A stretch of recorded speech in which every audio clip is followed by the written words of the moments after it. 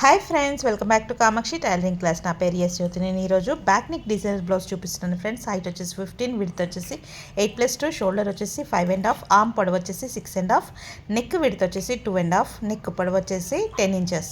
ఈ విధంగా మార్కింగ్ చేసుకోవాలి.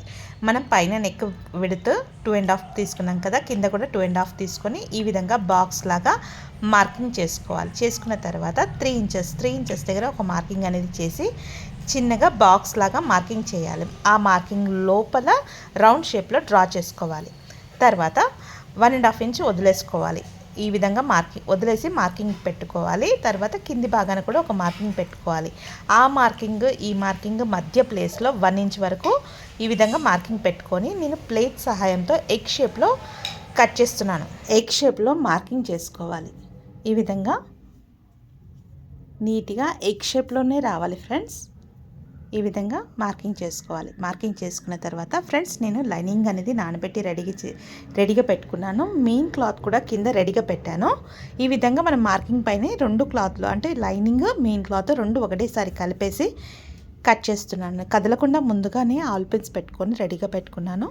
ఈ విధంగా కట్ చేసిన తర్వాత నేను ఒక 1.5 ఇంచ్ క్లాత్ అనేది స్క్వేర్ క్లాత్ తీసుకొని మధ్యలో థర్మాకోల్ బాల్ పెట్టేసి ఈ విధంగా తిప్పేసి థ్రెడ్తో నాట్స్ అనేది వేస్తున్నాను. ఇలా పోట్లీ బటన్స్ అనేది రెడీ చేసి పెట్టుకోవాలి. ఈ విధంగా దారాన్ని టైట్గా చుట్టేసి నాట్ అనేది కింది భాగాన్ని కూడా వేసేసి థ్రెడ్ అనేది కట్ చేసి ఎక్స్ట్రా క్లాత్ ఉంటే క్లాత్ని కూడా కట్ చేసి పోట్లీ బటన్స్ రెడీ చేసి పెట్టుకోవాలి. ఇప్పుడు మెయిన్ క్లాత్ పైన ఫ్రెండ్స్ మధ్యలో డిజైన్ మాత్రం ఎగ్ షేప్లో 1/2 ఇంచ్ వదులుతూ కరెక్ట్ ఎగ్ షేప్లోనే రావాలి. మనం మార్కింగ్ ఏ విధంగా చేసామో అదే విధంగా షేప్ అనేది కరెక్ట్గా రావాలి.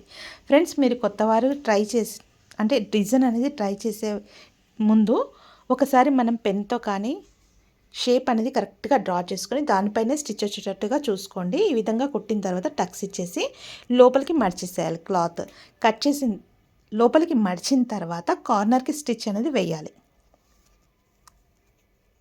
ఈ విధంగా స్టిచ్ అనేది కార్నర్కి వేయాలి ఫ్రెండ్స్.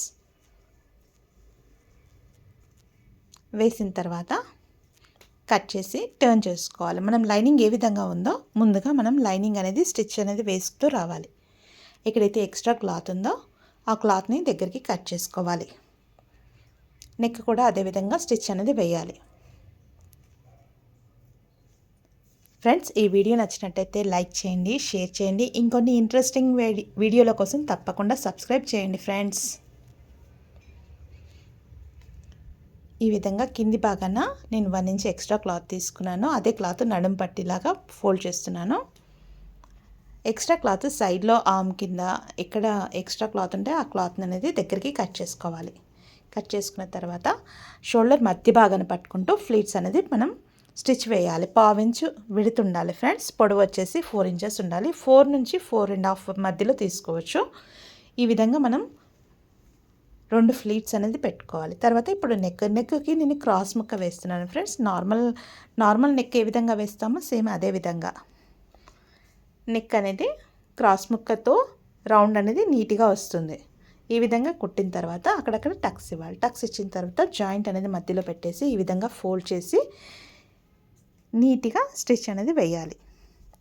వేసిన తర్వాత ఎక్స్ట్రా క్లాత్ని దగ్గరికి కట్ చేసుకోవాలి. కట్ చేసుకొని లోపలికి ఈ విధంగా మడిచేసి హెమ్మింగ్ అనేది చేసుకోవాలి. హెమ్మింగ్ చేయొచ్చు ఫ్రెండ్స్, లేదంటే స్టిచ్ కూడా వేయొచ్చు. ఈ విధంగా స్టిచ్ అనేది వేస్తూ రావాలి. నేను హెమ్మింగ్ అనేది లేకుండా పైనుంచి స్టిచ్ అనేది వేస్తున్నాను. ఈ విధంగా నీట్గా డిజైన్ మధ్యలో నుంచి 3 ఇంచెస్ వరకు ఒక మార్కింగ్ చేసుకోవాలి. ఆపోజిట్ సైడ్ కూడా 3 ఇంచెస్ వరకు ఈ విధంగా మార్కింగ్ చేసుకోవాలి. మనం పోట్లీ బటన్స్ రెడీ చేసి పెట్టుకున్నాం కదా ఫ్రెండ్స్, అది ఒకదాని తర్వాత ఒకటి వచ్చేటట్టుగా ఆపోజిట్గా మనం డిజైన్ అనేది వేయాలి.